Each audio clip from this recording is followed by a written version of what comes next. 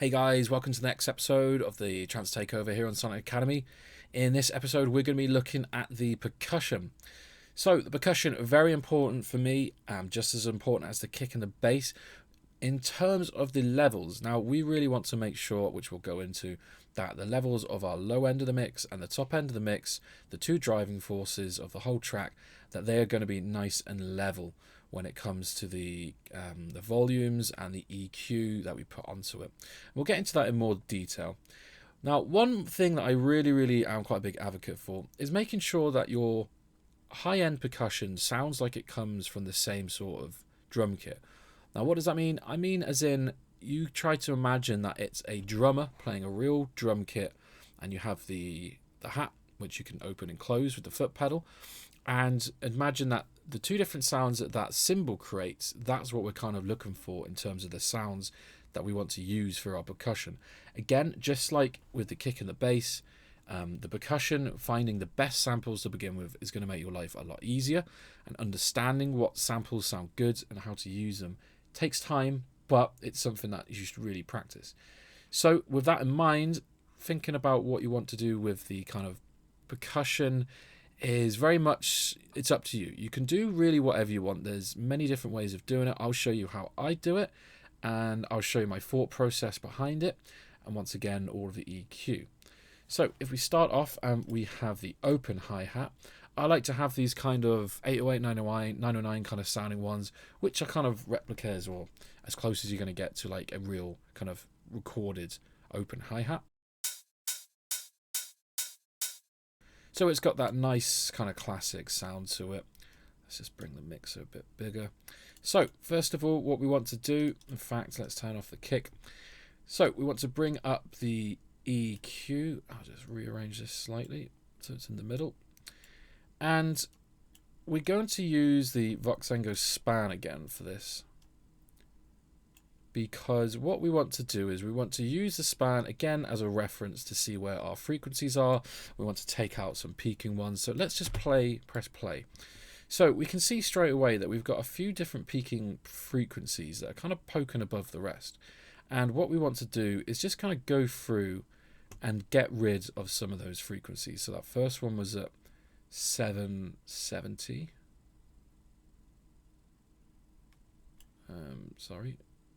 7,000. So we want to go to around 7,700, and then the next one at 10.7. So we'll go 10.7 or roundabouts. And then we've got a few more here, 13.5.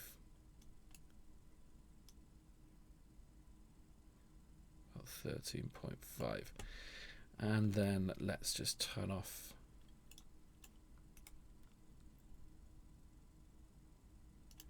okay.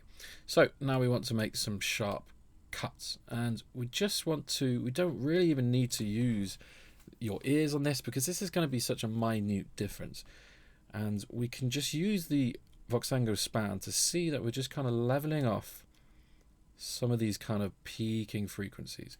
We've still got this one here as well. So let's just take a listen to that. And I'll turn it off.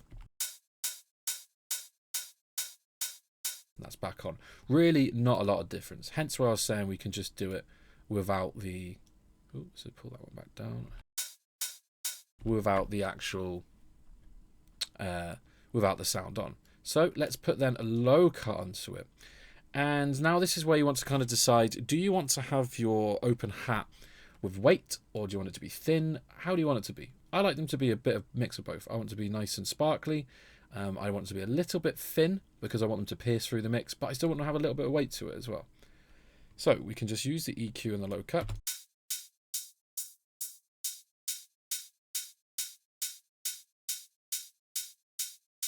And about there sounds good.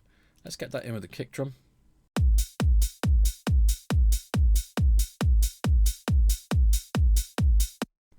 And that's sounding quite nice. However, there is that extra peaking frequency that we can see. This one here, it's around 7.24. So let's add on another EQ. And let's just disable this one. And it was around 7.2, 7.3. So there we go. Now we are going to keep the volume on for this, and we're going to do another sharp cut.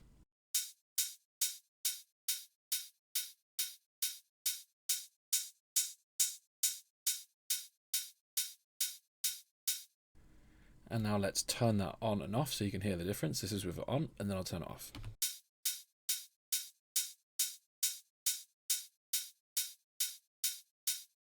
So that has cleaned it up a little bit, but it does get rid of some of that kind of weightiness to it. This particular sound has that nice kind of frequency in there. So it's again then really up to you whether you want to have that in. Personally, I'd like to take it out a little bit just because I want it to be as smooth as possible. So now we've done our kind of EQ. We can maybe add just a tiny bit of reverb onto it. And we're just going to use Fruity Reverb 1. We'll add a low cut, as we don't want any of the low end being reverbed. And then we'll bring down the decay, bring up the room size, or the reverb amount, up the room size.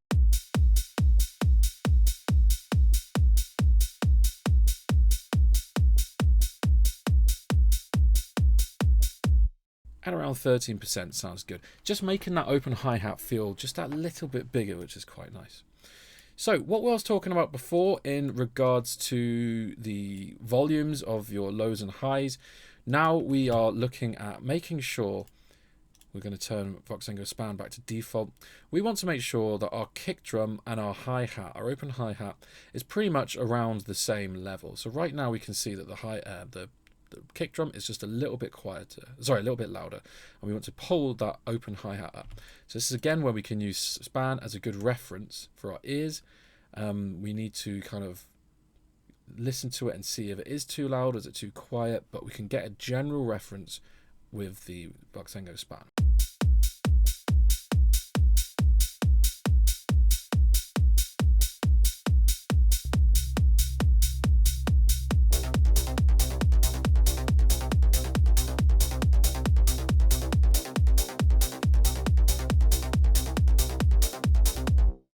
And about there is sounding good for the time being. We'll come back to it, we'll work on the percussion more, and then we'll do like what we did with the mid bass, and we'll come back and start to kind of go through, fine tooth kind of comb and work out exactly what we want to do and the kind of levels. We're just going to do a very much of a basic for the time being. So with this one now, we're going to have the second closed or open hi-hat. We're taking the open hi-hat and turn it into a closed one. And what I have done is I've simply used the open hi-hat from what we've just been playing, and I've cloned it. So this is the second version of it, and I've moved it to a new mixer channel. And what I'm simply going to do is I'm just going to copy everything that we've just done, so the whole mixer channel, onto it. I'm going to rename it again. And if we go to the open hi-hat number 2, you can see now instead of doing the offbeats, what we had with the open hi-hat, I've got every other one in between. And what that does, it creates this nice natural rhythm as if we were playing it by hand.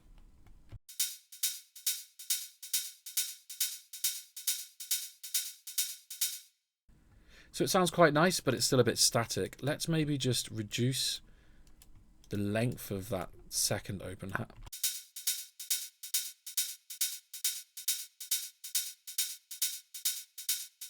So that's a bit better. And let's turn off the reverb on the second hat.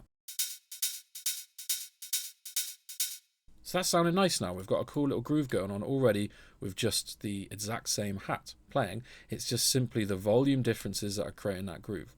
And then let's go ahead and add some panning to the first hat, a little bit to the left, and then the second one to the right.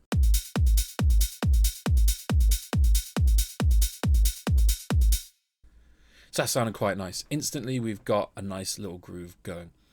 So once we've done that, now let's have a look at the kind of other closed hats. And with these ones, these are just going to be a very bog standard, every 16th note running.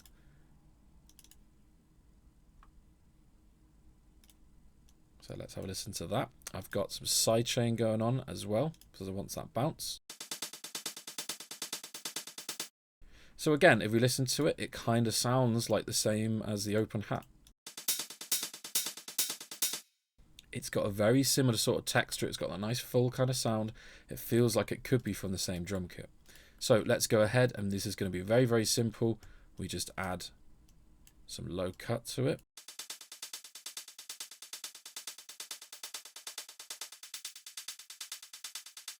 Maybe a bit of high end boost. And that really is it. That's as simple as that. That's as much as we really want to do. And now it's just a case of using the levels to get it in with the rest of the percussion.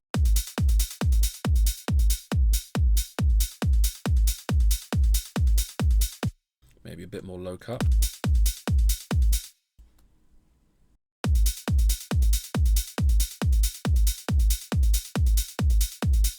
And now instantly we've got a very nice sounding groove. So I'm going to do exactly the same, and I'm going to copy that mixer channel to a second one.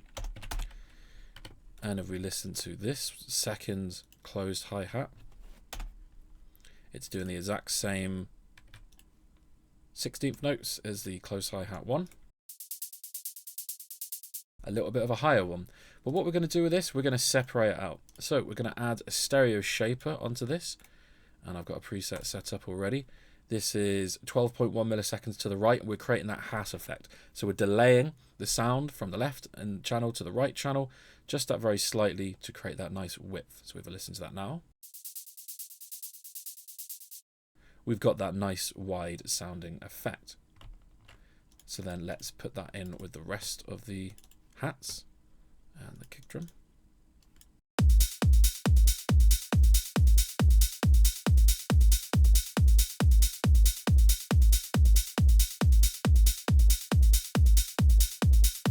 So that's sounding nice. Let's pull this close hi-hat one to the right a little bit. And as you can hear, we're starting to create a kind of umbrella of open hats here, that they're all kind of playing really nicely together, and it's creating that top end kind of drive of your mix. Next up, let's have a look at the claps. So we just got two claps here, some nice short and punchy ones, just like a trance always is. Very high end kind of energy on them. Very nice indeed.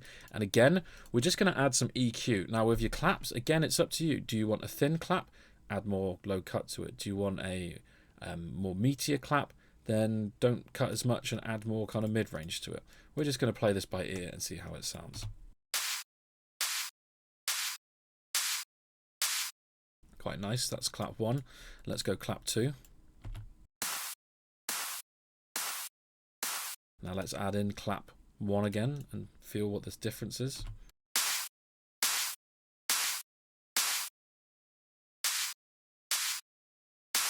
So maybe clap two does have a bit too much low end, so let's just take some of that out. Maybe add some top end in. And then let's just bring the volume of clap two back in with clap one so we can see how that feels. Let's make this a bit bigger.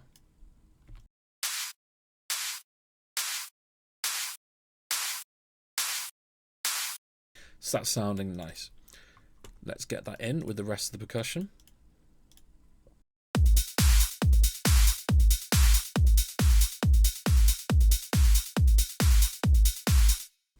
So that's sounding really nice. Let's take this one step further. Let's add on our nice compressor, and we're going to do a really short release, medium attack. And what we're doing here, the reason we're putting a compressor on is because we want to just compress the slight transient of that clap to allow it to kind of gel better with the kick. You'll see how that sounds once I start pulling back on the threshold. And it's basically just going to help it smoothen out those transients and create a nice kind of gelled effect.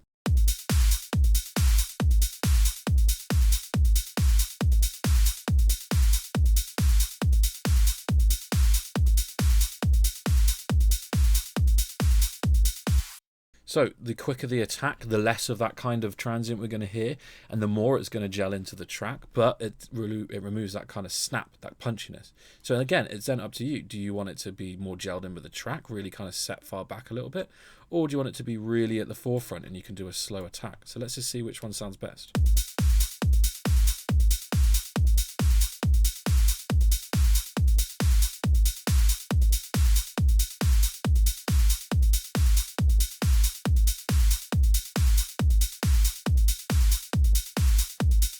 So I think about there sounds good. About 3 dB of compression, so it's quite a lot, but it sounded nice. It just kind of pushes it into the mix that little bit nicer.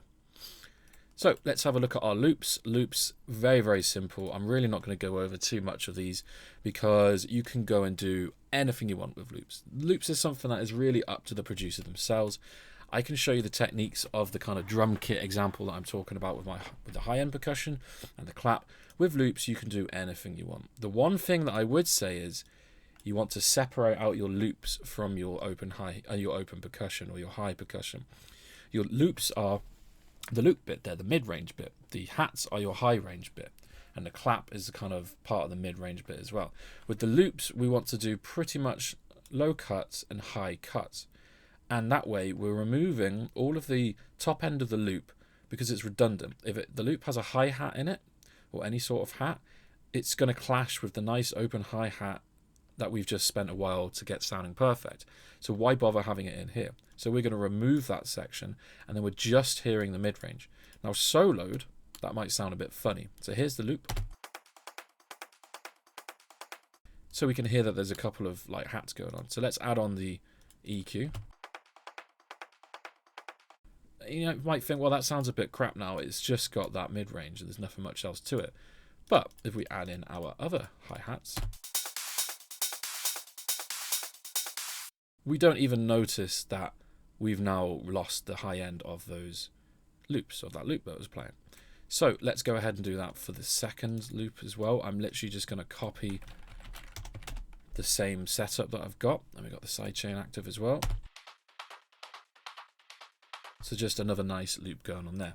Now this third loop, we can do something a little bit different. Let's just copy over the same, rename that number 3.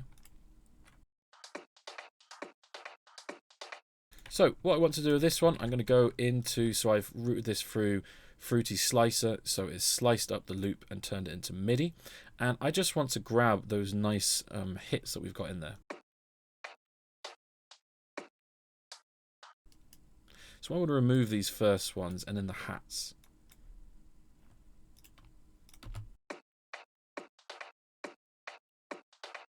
And then let's see how that sounds with the rest of the percussion.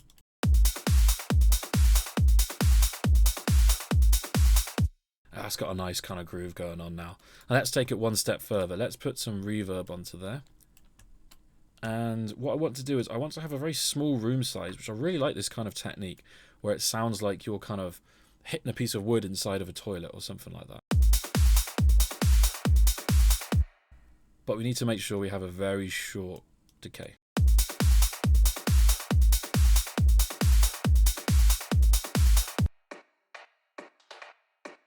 And it just adds that extra kind of bit of sound behind it, and it becomes a real nice kind of reverb, very subtle reverb.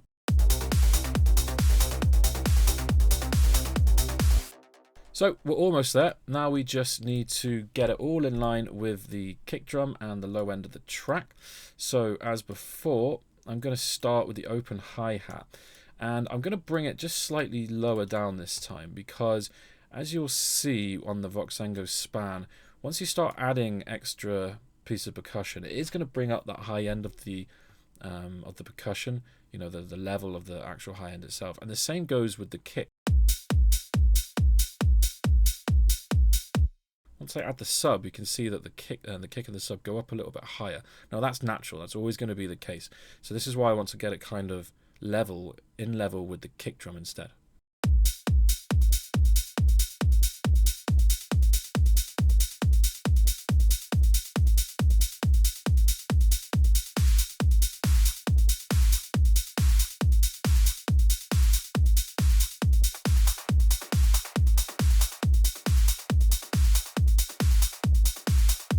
So that's sounding a lot nicer now. Let's add on the sub.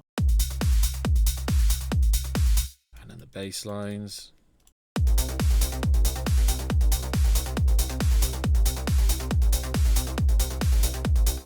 And that's sounding really nice. That's got a very cool groove to it. We can hear the open hi-hats coming through perfectly, and they've got that cool groove with the closed hi-hats. The claps coming through very, very nicely, nice and strong. The loops are cool, not much to say about those again.